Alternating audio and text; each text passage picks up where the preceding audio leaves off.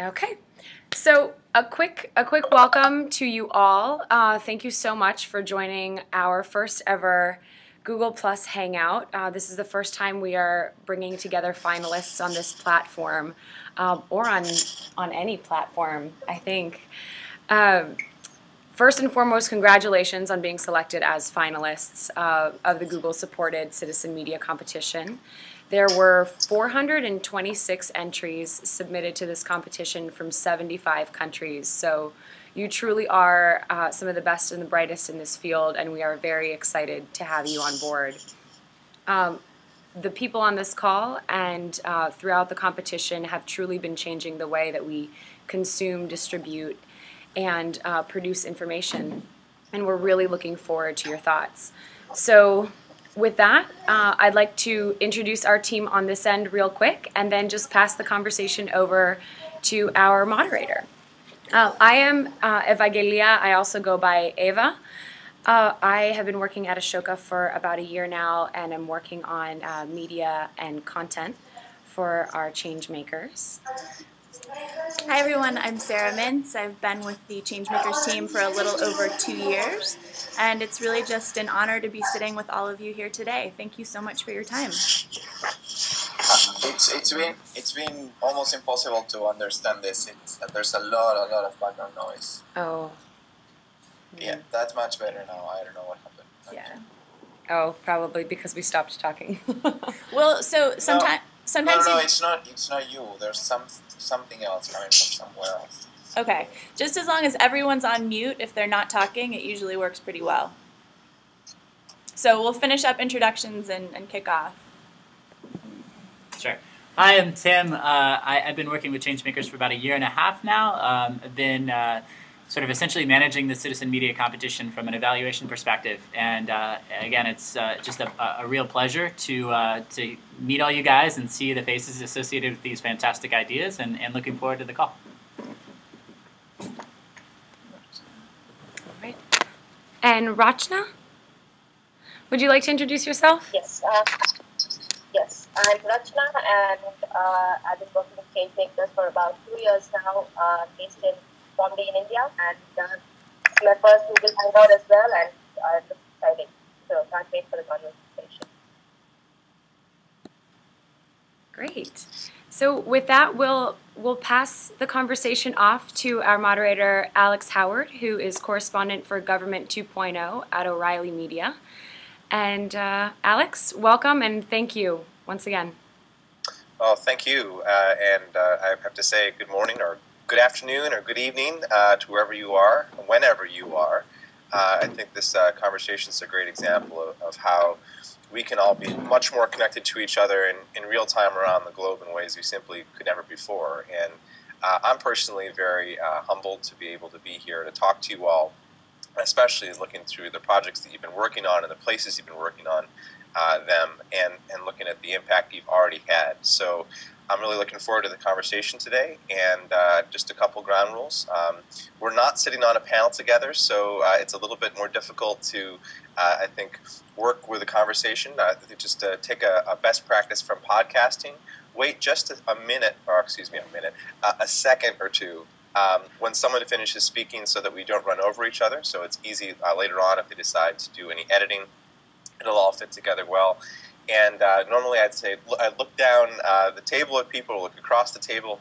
Here I'm looking at the screen and seeing your smiling faces from around the world. So what I'll do is call you out by name, and we'll walk down as we do various questions and talk a bit. So with that, again, thanks so much for dialing in. Hopefully we won't have too many technical problems here.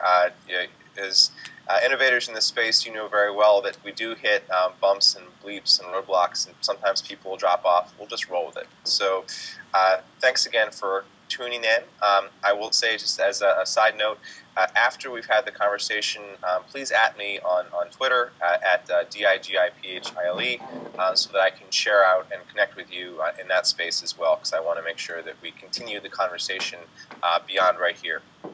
So with that, I'd like to just do a round of introductions. It'll be for the benefit of each other and for viewers later on. Just to let me know who you are, what project you're working on, and then give viewers a URL on the web so they can go and learn more. And I'm going to start on the left of my screen and then work on over. So Adam Thomas, tell me, what are you working on? Hey, thanks for that great introduction. So I'm calling you from London here. I work for Source Fabric. We're an open source, not-for-profit organisation, and we build tools for newsrooms, open source tools for newsrooms. We applied to the Ashoka Challenge with Superdesk, which is an integrated newsroom tool that allows people to basically pull in information from a variety of sources, from APIs, news feeds, social media, and then organize it within a workflow within a newsroom, and then output to multiple devices, whether that's web, print, radio, television, all forms of broadcast. I've got my colleague with me over there, which is Sava. He's wearing the orange jumper over there. I brought him in just because he's really the lead and the kind of brains behind the project. I'm the communications manager for the whole organization, but he's actually able to talk to everyone a bit more in detail about the kind of technical side of things and how things work. But yeah, in a nutshell, that's what it is. Awesome. Thank you so much, Adam. I'll be circling back and asking more questions on follow-up there. See if I can get this right. Is it Arjun or Aryun Venkatraman? Let me see. Did I get that at all right, or did I completely blow it? We're pretty close. Arjun Venkatraman. We'll live with whatever you said. I don't attach too much to proper nouns. It's all right. So I work with CGNet Swara. We are a phone and web-enabled portal for community news. So essentially, we run a phone number, an IVR system, and a website. People can call into the phone number, they record their own messages, or they can listen to stuff that other people have left. Now, once the messages come in, we moderate them. We usually verify them if there's fact-checking required. And then once that's done, we release them onto the portal as well as the IVR. So that's what we've been doing. We've been on since Feb 2010 in Chhattisgarh. That's where we did the pilot project. It's in the middle of India. And as some of you probably know, it's also got a major insurgency problem with the Maoist rebels who have a large part of that area covered. So we also work with that conflict zone, and we get some news reports out of there from people who work on the ground. For more information, it's CGNet Swara. That's CGNETSWARA.org. Okay, thank you so much. And moving on over to Nicholas. Good morning, or good afternoon, or good evening, sir. Tell us more about you and what project you're working on. Okay, good morning. My name is Nicolas Zitara. I'm right now in Seattle. I'm originally from Argentina. I work for Instead, a nonprofit that does technology for humanitarian purposes. We work in health, disasters, and development.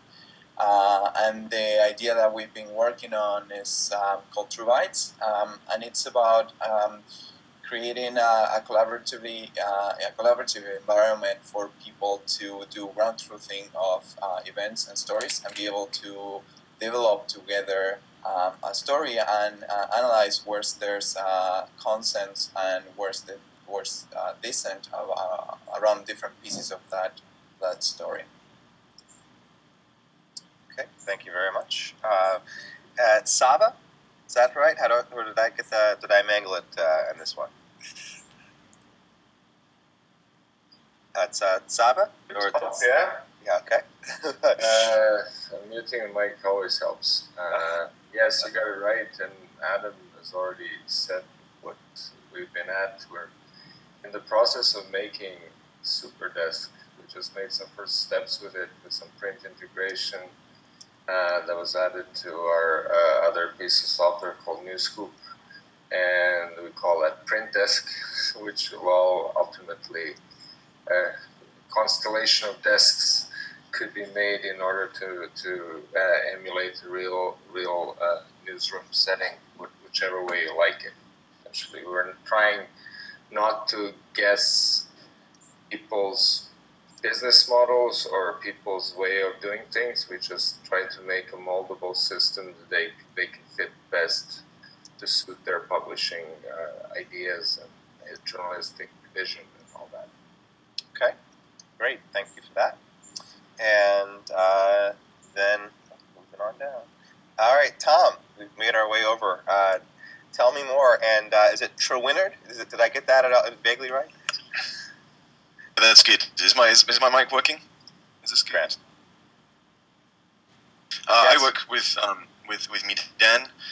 We're an organization that works on cross-language technology and the social web, mainly focused on the Arabic and English language pair.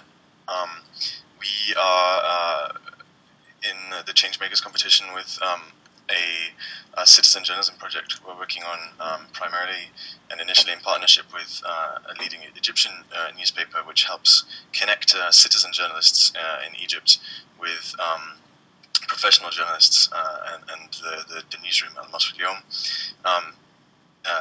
In the second phase of the project, we're going to be expanding that to across the region and hopefully with more international partners. Great. So I think there's a lot of directions we could take this conversation. And last night we had a similar hangout with another group of people working in this space. And it was definitely pretty inspiring to think about some of the things that they're working on, but also to look at how quickly this space is changing. And certainly some of the challenges that creates for the projects, but also some of the opportunities. So I'm going to create kind of a blue sky question here to get back in here, and I'll roll back all the way to the other side here to Adam, and then we'll work back across. How has this space of civic media changed in the last, say, 2 years? What are the big trends that you see driving it, and what excites you? Wow, I get the difficult first question, I guess. Well, everyone else has to answer it too, don't worry. So, well, yeah, I mean, for me, I think obviously the social web is a really big thing. The ability for people to be able to connect socially is, in our world of journalism, is really driving journalism. And it's driving people to try and connect to new people, to try and find new sources. I think that's crucial. But what it's creating is a real opportunity and a need for people to be able to really work with those sources comprehensively, to be able to filter them, to be able to file them, to be able to pass them around in terms of a news sense, and in terms of being able to verify those sources as well.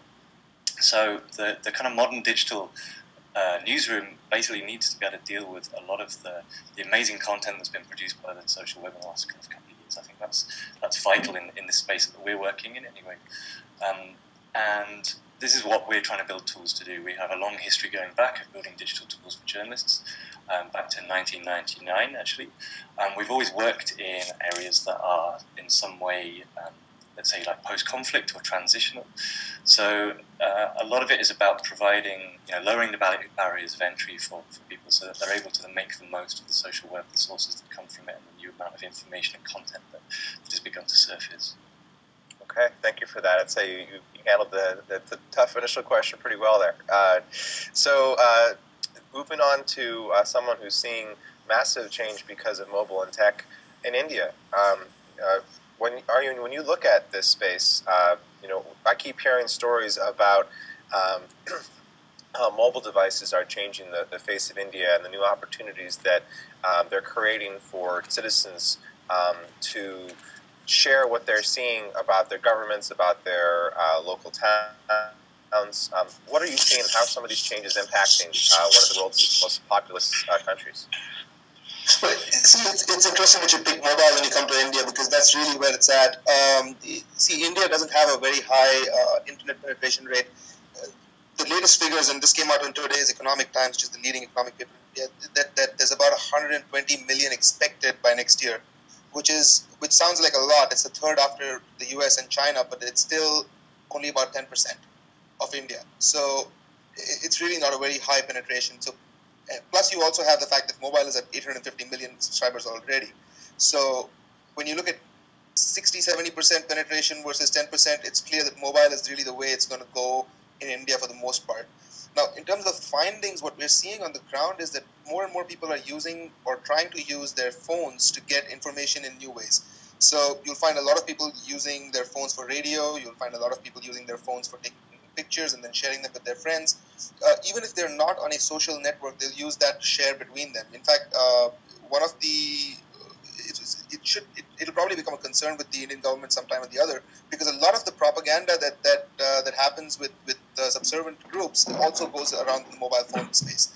So we don't really see people joining Facebook or Twitter or Google. Sometimes they don't even know about it, but they know how to use Bluetooth on their phones, and so they'll do a small group of people, and they'll share content that way. Now, what we'd like to do is start to get into that space by putting out these local IVR boxes, and see what we can do with that in terms of getting local groups to start coalescing around these nodes, so to speak. And I think that's where we'll start to see some interesting synergies between mobile and the web, because once these local groups start pushing out data from these nodes, that's when you start to see information flowing a lot more easy than it's been doing so far. Up until this point, everything you see on Facebook from India is coming from the cities, or that's a generic statement, but it's pretty close to accurate. So what we want to see is what happens when you start bringing the nodes and the local space out to the mainstream media. Thank you for that. I love hearing more about what's happening on the ground there for people who are there. As much as I appreciate reading Thomas Friedman's takes on India and how technology is changing it, it's great to get more perspectives. We can talk about Friedman forever. That's not uncommon. Don't start the conversation with people in the Middle East with that either. I found that tends to get lively. So, Nicholas, I just clicked over because I can do that, and looked at instead.org and VerVoice, and I see this intersection here too, where VerVoice, free open source tools that allow people to build their own interactive voice response apps, and how you're thinking about going beyond SMS. Now, we just heard a bit about how important mobile is still in many parts of the world, that SMS is very important. There's also this very important intersection around scalability and how things build on top of each other. So I was kind of curious, what role does deciding to work with open source tools have for you at Instead, and how are they enabling you to deliver on your mission? Well, I think that that working with open source tools is one of the best ways of ensuring sustainability for the continuity of the projects.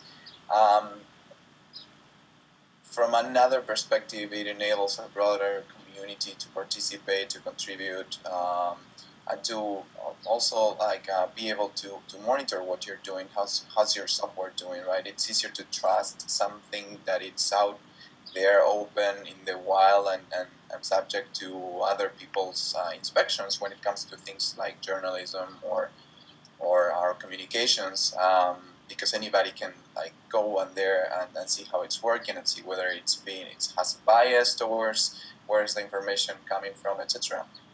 So those are two important things for me: being able to create something that goes beyond the organization or the group that started it. If the organization or the group completely disappears, the project is still there for others to continue working on that if they want.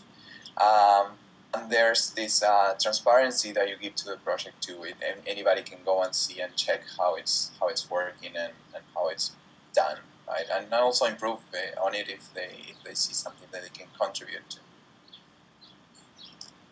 All right, thank you for that. I want to circle back on that more, because it seems like you're really working with a stack that's opening things up. Sure. I was just trying to be brief, but let me know and I can expand. Well, we can certainly follow up. I know I think we're aiming for half an hour to 45 minutes, and so I'm doing my best to balance as many voices as we can. And with that, I know that Sava, you're working with Adam. You got to he mentioned something that's it's important. I just wanted to dig into this proliferation of information, data from many different sources. Data from citizens themselves generating it, data from the Internet of Things, data from government where it's sharing it, data from industry, many different places. Presents a huge problem for newsrooms.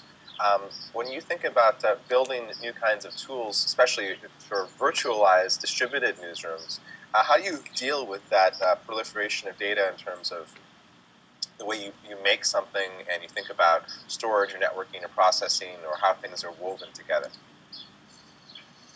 Well, I mean, there's a lot of social skills. There are a lot of social skills that are built, and social capital is built into the traditional newsroom model in a way. Because, for example, in traditional newsrooms, you have an ingest editor, intake person who filters stuff and sends it to different places. So, I mean, you don't need to be huge, but even if there are 3 or 4 people, you can always get things arranged in such a way that people get the stuff that they need, and somebody should be in charge of channeling the intake to the appropriate people who, to say it in a sort of industrial revolution language, to take the raw material, process it, and output it into different products. And so the idea is to make this process as efficient as possible, and we are planning to include some auto tagging and sort of trying to guess when you log in as a journalist who's going to write a piece about, say, Angela Merkel and Greece, that you get fed, okay, these days it won't be too difficult, but you have to sift through a bunch of articles and data going that way. But you will get the suggestions both from the wealth of materials you have produced as a publisher before, or as a blogger who wants to get together with other people to produce something quantitatively greater than just a single blog, and then sort of based on this should be a tool that simplifies and eliminates tedious work. So, I mean, it would be based on your semantics that you have inside the system, and it would be based on well, we'll try to make something as clever as IBM's discovery engine or something like that, or if you have the money, you can plug in IBM, of course, or something else. So, I mean, we are aware of that, and the main thing we want to do with Superdesk is to produce an environment where authoring actually is going to be very easy. And if you have, I mean, the idea is, I may be so bold to say, is if you get a couple of guys in the garage and they want to start a new New York Times, gradually, of course, then they should be able to do that with Superdesk. Okay, thank you for that. And Tom, on to you. You get to round this one out. What are you seeing in this space here? Well, this is really such an exciting time for citizen journalism in the Middle East, and it's a time of great change and great challenge, and it's you know, the revolutions that took place in Tunisia and Egypt and Libya and are still ongoing elsewhere, these are very much ongoing processes. So we think there's a lot of very talented citizen journalists and brave citizen journalists and digital activists who are doing great work documenting what they're seeing. And you know, when the army in Egypt runs over 9 protesters, there's people hanging out balconies, capturing it on video and posting it online. And what we're looking to do is really to build a tool and offer training that helps citizen editors more than citizen journalists. You know, the content is being posted there.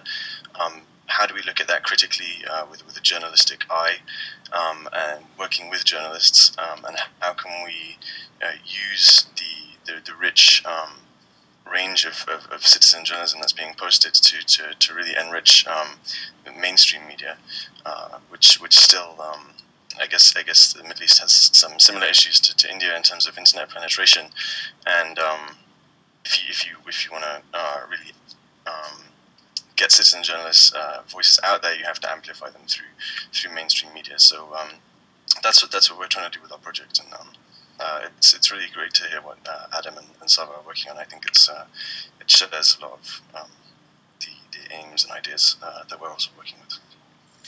Well, I think that's one of the most interesting things that's come out of the conversations both today and yesterday, and certainly the ongoing real-time conversation around the world is how much people have to learn from one another, and that a lot of these projects tend to be cumulative.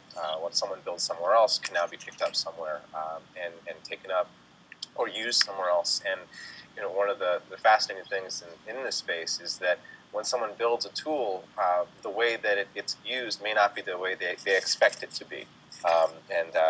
One of my favorite authors, William Gibson, has famously said, the future is here. It's just not evenly distributed.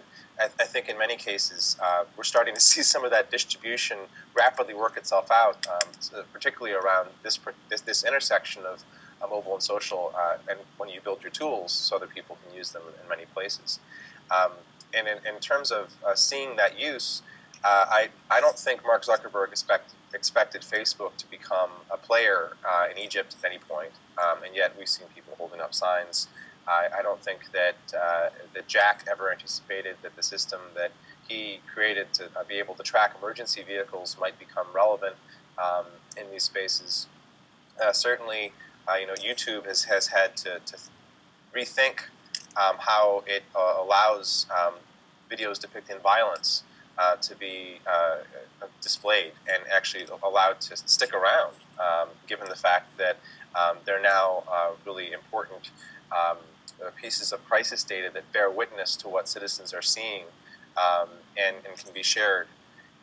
To what extent are the changes that we've all been seeing, not just in the Middle East, but certainly that's a really public example, but here in the U.S. we're seeing Occupy Wall Street and how a network population can now self-document. We talked about India. We're certainly seeing some of the new kinds of images and ideas coming out of China. So again, let's talk about how what's changed recently is changing how you do your work. When you build these tools, as you maintain these platforms, how are you thinking about the people that are using them in terms of how they'll use them and whether they'll be safe doing it? And I think we'll start I'll mix it up a little bit. We'll go to Nicholas first this time.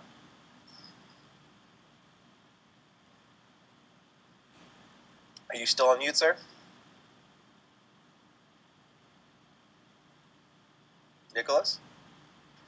Sorry, yes. You were breaking up a little bit here, Maya. I'm not sure if there's a connection issue or something.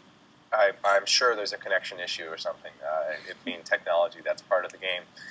The question was, how are you seeing people using what Instead provides change over the past couple of years, and how are you adapting to the needs of users, particularly if they're communicated in places where sharing that information may be dangerous to them? You're still breaking up a little bit. I understood a little bit of the question. I think that you were asking about change, and are you typing there now? No. Okay. Yes. Okay. Well, I type this question in. Arjun, did you hear that question? Do you want to field that while I type it in for him? Thank you. Sure, I got that.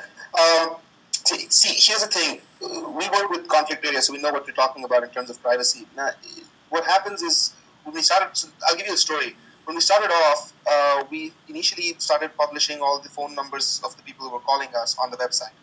So after a while, that started to get a problem, and then people said, we're getting harassed, and so on and so forth. So for a time, we actually stopped storing the numbers altogether, which means when people started calling us, we would never keep their number. We'd just listen to the report. If it made sense, we'd publish it.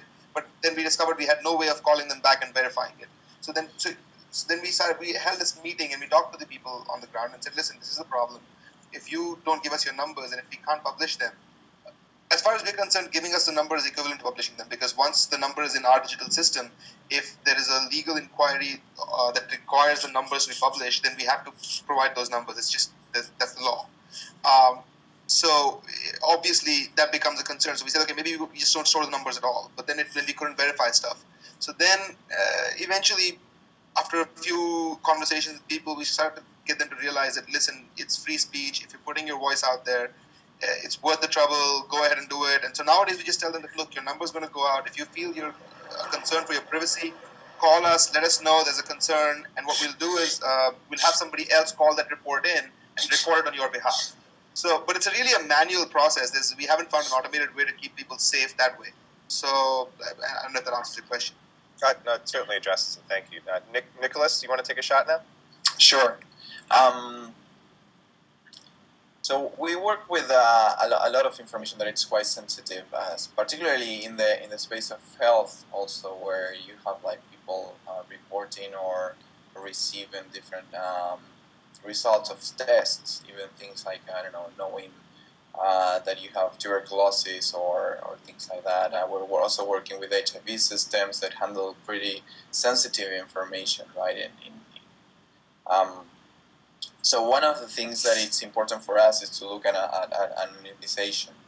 And what we do is to provide ways for the system to make sure that even if you can identify people and track them along the system, there's no way for you to make the connection between the information, like the record for that person and the phone number. So you can't make the jump from the virtual world to the real world. One of the main issues is that telephone companies do have that information, right? They see all the SMS going back and forth. They have the numbers. They have as much information as they want about that. So it's really tricky, and sometimes it's complicated to do all that privacy and anonymization when the evil party in the game has even much more information than the one that you're trying to keep secure, right?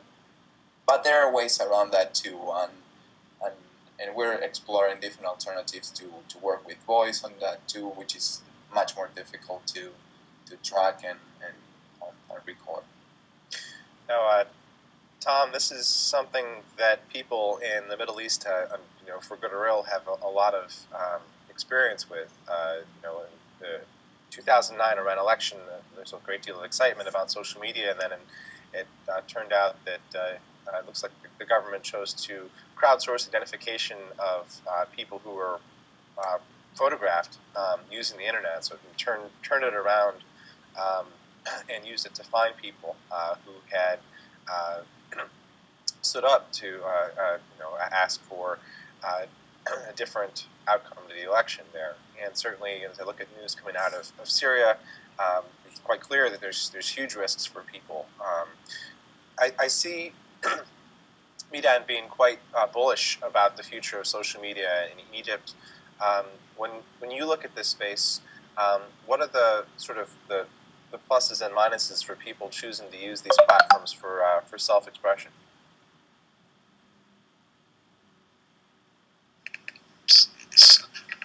Sorry, I missed just the end of that question. Sorry, could you? Oh, sure. I see. What are the pluses and minuses, the cost benefit of people choosing to use these new social media platforms, particularly given that they're hosted by third-party private technical companies? What are the risks and rewards for choosing to use them to share information, and how is this sort of next generation of civic media tools where do the risks and rewards stand there? Sure, I think it's that's a really great question. It's something that we were particularly thinking about back in kind of January and February when we were working translating a lot of the speak to tweet initiative. So when the internet went down in Egypt and in Libya, there was a number you could call and you could kind of record your message there. And it really struck us as we were kind of working on this that maybe some of the people who were dialing this number weren't aware of the security risks that they were facing by doing so. And we didn't think that there was really enough clarity. I think it was Google who did this. There wasn't really enough clarity in the information available to explain that if you dialed this number, then if someone had access to the phone companies, then they can, of course, try and track you and locate you. So we think that increasing literacy in digital security and kind of privacy and the content that you're posting and the implications that can have for you or your family, or I mean, it's quite horrific, the things you could do. so we think there's a really important job to be done in raising awareness about these issues, and at the same time enabling people. Sometimes activists they want their voice to be heard. They don't want to. If you go out onto the street, they're people who want to be seen there. They want to be. They want the world to know that they're standing up to this regime. So at the same time, I think you have to balance that out. But I think there's a real question of improving literacy in these issues. Thank you for that. So, sorry, Adam and Sava, a little bit of a different question for you. It's related. Chris Soghoian wrote an op-ed in the New York Times not so long ago where he essentially raised the issue of information security in journalism and essentially looked at WikiLeaks and for good or ill noted that Julian Assange and that organization has been quite good about being able to protect information if it was dropped to it. Now, of course, it's more and more of it has come online. Now the entire embassy cables are out there, but that actually may be more as a result of an issue with The Guardian, not with WikiLeaks itself. And the reason I raised this issue is because as we look at new civic media platforms coming online, they may not have the same protections, legally at least, that traditional media organizations do under whistleblowing laws. They certainly may not have the legal resources that, say, the New York Times did to fight the United States government when it came to the Pentagon Papers, for instance.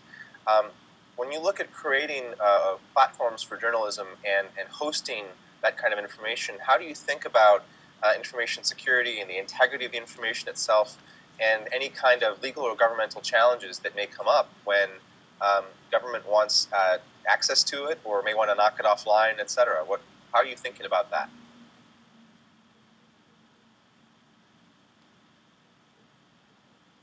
Oh.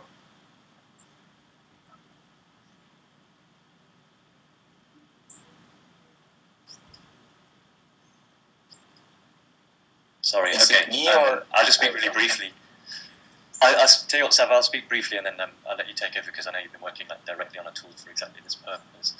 I mean, I think for me anyway, it's always a balance. I mean, you're a newspaper who wants to be profitable and therefore sustainable and therefore be around to actually help kind of maintain a plurality of voice.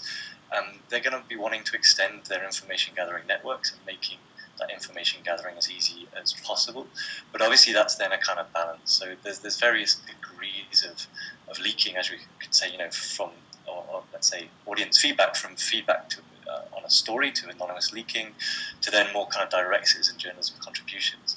And I think it's important to have a system that allows enough openness to allow you to really spread your networks and make sure that you have sources available to you, but at the same time maintain the integrity and the security of those sources. And I think you're quite right when you're saying that actually a lot of newspapers aren't really quite yet set up to kind of handle the big security kind of issues around large leaks and very kind of controversial data. Sava, maybe you want to talk a bit about Tageswoche.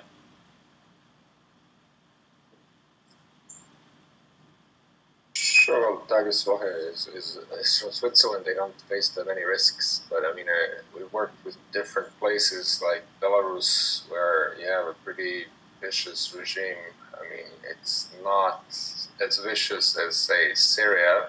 They don't run over people and they don't shoot in crowds all the time, but it's a pretty bad one. And my experience from working there is that really we always left it to the judgment of people who are on the ground, the system itself. I mean, there are ways to make security, but there's a balance you have to strike between security and too much paranoia, in the sense of making people's lives difficult and not being able to do their work. So we always warn them of the possibilities for some information that's collected to be abused by the government. But the degree of security was always left to everybody. Some simple stuff can always work. I mean, common sense works best in certain things. I mean, like, I don't know if you have to register prepaid cards in Egypt, for example, but if you want to use a mobile phone to report something, you get a prepaid card and throw it out, get another one, and then they can really, it can do with that data nothing. So and so on and so forth. I mean, I think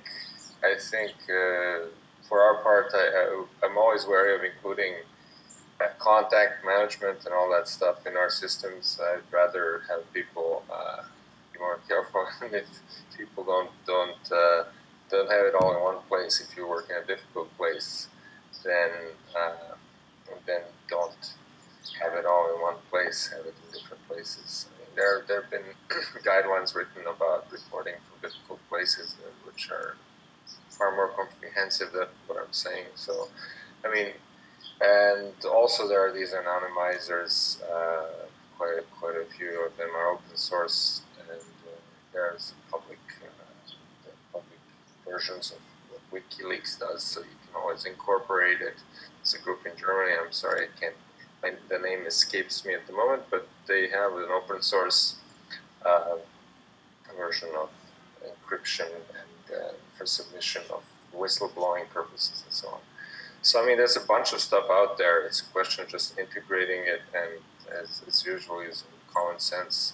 Normally, all the information I ever had about security risks, it's always the social engineering that gets you the best results in intelligence, rather than cracking and hacking and all that stuff. That's a vast majority of cases is somebody works on someone and then someone gives them the password, and that's that. I mean, that's how. And if you have all your journalistic contacts in there, bingo, then you got them all. And that would have been my worst nightmare. We created this great tool so it makes it easy for you to call and email people, and then if somebody gets engineered, then feel really badly about it. So we're not doing one of these things anytime soon. Thank you for that. Pretty sobering issue, but it's one I wanted to bring up, especially as talking to tool makers as opposed to just to users. Since we're talking a lot about privacy by design and people creating mobile applications, web applications here in the U.S. and other parts of the world, and security by design is probably an important thing to contextualize civic media around too. Rachna, I want to try to pull you into the conversation a little bit here, since I see you hanging out on the screen, and it would be unfortunate not to pull you in some more. There's a lot to be excited about here in this space. There's some things to be concerned about, as we just talked about. What is what are the biggest obstacles you're seeing in the space of civic media, and how are some of people overcoming them? In terms of obstacles, I think connectivity is a big issue in these regions. We've seen quite a few citizen media gatherings happening recently in India. Most recently was one against corruption, which went countrywide, and it was mainly people through Facebook or social media sites, but also through that, through the papers, through the news media. A lot of people from the rural areas got into the act as well, and this was not just in one city, but all across India.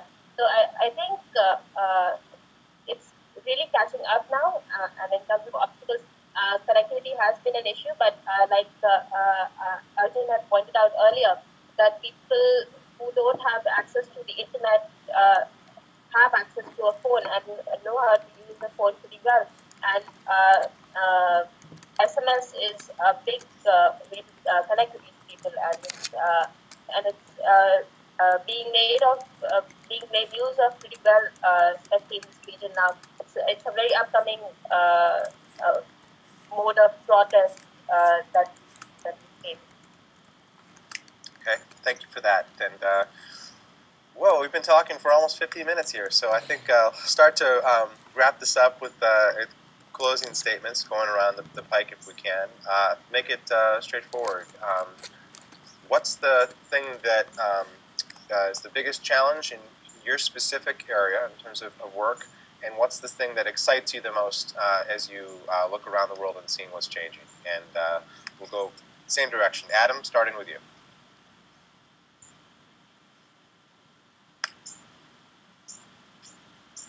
Sorry, I lost a little bit at the end there. Okay. Biggest challenge for your work and the thing that excites you the most. Oh, sorry, I lost my headphones too. Okay. Sorry, ready? hit me again with that. Yeah. Okay. Biggest challenge for your work and the thing that excites you the most. And we're going to make these Twitter pitches. You got 140 words or less. Oh, wow. Okay. You don't have to count it. Just yeah, I mean, wow, that's really difficult. You might have to come back to me. We can do that. Nicholas, you want to field that one while Adam thinks hard? Sure. I don't know what's the biggest challenge for me right now, but one of the biggest challenges that I see in the space of media in the internet is that most of the tools that we have out there are acting as an echo chamber, are just increasingly repeating and amplifying signals that are already there. And it's being very difficult to understand what's the real thing that's going on, or at least what are the different voices that are being participant in this. So my take on this is to create something that allows people to be exposed to different parts of the story and not to just the loudest voice or the person that has more followers on Twitter or the statement that is more appealing to be retweeted or published or reblogged, etc. Okay, thank you, sir. Yeah, Sava? Well, Nicholas said something very important, which is also, I mean, for me the biggest challenge is to make something actually that makes people produce original stuff rather than regurgitate and recycle, because that's what we rely on the traditional big established media to do, and then we comment and we retweet and do all sorts of things. I mean, of course, there's the citizen stuff, and there are people who are power Twitterers and other citizen journalists as well. But you know, like if we can make a system that can generate, can have some peer review and sort of in-house peer review, which is a newsroom. The newsroom, after all, is a social network, albeit limited. And you know, you define how big your newsroom is, how your circle of trust, and then you get people to produce something that's original and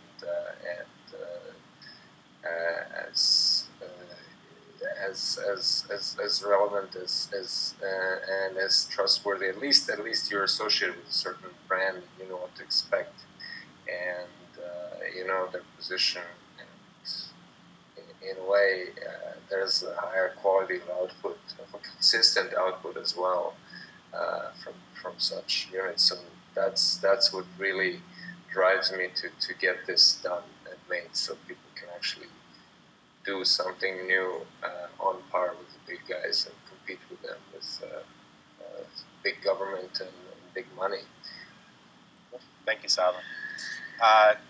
Tom, over to you. Biggest challenge in your space and for your tool, and what excites you the most? Well, I think the biggest challenge is going to be really convincing some quite traditional newsrooms in the Middle East.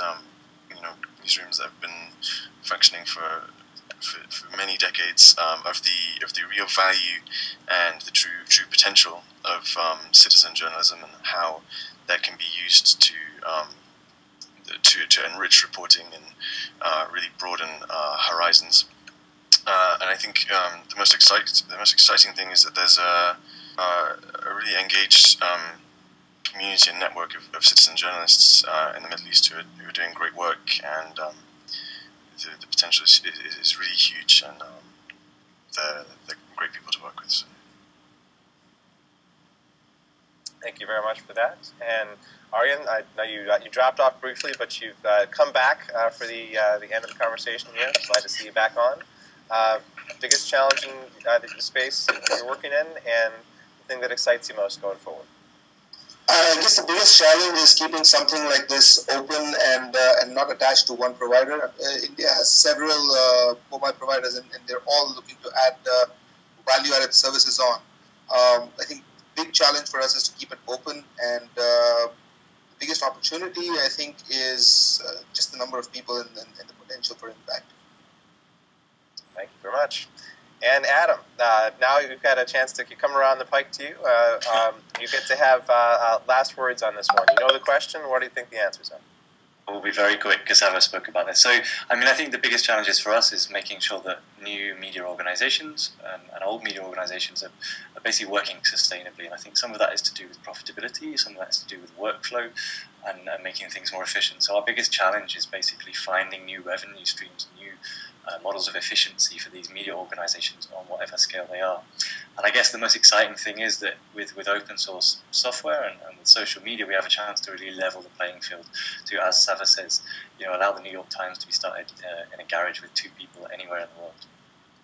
Okay, thank you very much for that. And thank you very much to all of you for taking an hour out of, I know it's got to be busy days, and talking about your projects, sharing your perspectives in terms of what's important, what the challenges are, what's next, in terms of what's happening in the space. I think people are all around the world will find this deeply informative, and I can certainly wish you all good luck in terms of this competition itself. I have no doubt after talking with all of the finalists, however, that regardless of what happens with the competition, your tools are all quite meaningful and are getting used and are going to continue to make an impact upon the world. So thank you for that, and thank you for your time. Cheers. Thank you. Thank you all so very much for your time and for your ideas and for your energy, and we look forward to continuing the conversation. We will be connecting you all as well. We can send out email, contact information, and Twitter handles. So hopefully we can keep this going. All right. Take care, everyone. Thank you. Thank you. Bye. Thank you. Thanks, guys. Bye-bye. Bye. Bye-bye.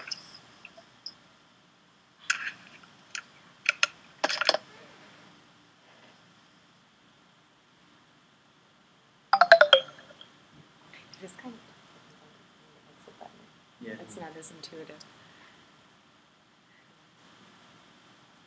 Alex, thank you so much once again. You're welcome. This is a lot of fun. I mean, how can you not enjoy this, right? I know you've got a very busy schedule, and it is a busy time of year as well. So we really appreciate you taking the time to join us on this. We'll send you the videos. I'm not sure we'll have too much time to do a lot of editing before tomorrow, but we can get them to you in raw form, and we'll probably get to editing them in the next week or so. Great. Okay. I look forward to that, and when you get them, let me know, and I'll embed them where I can. Wonderful. Thank you so much. Thank you, Alex. This was awesome. Take care. Nice to meet y'all. Really appreciate it. Bye.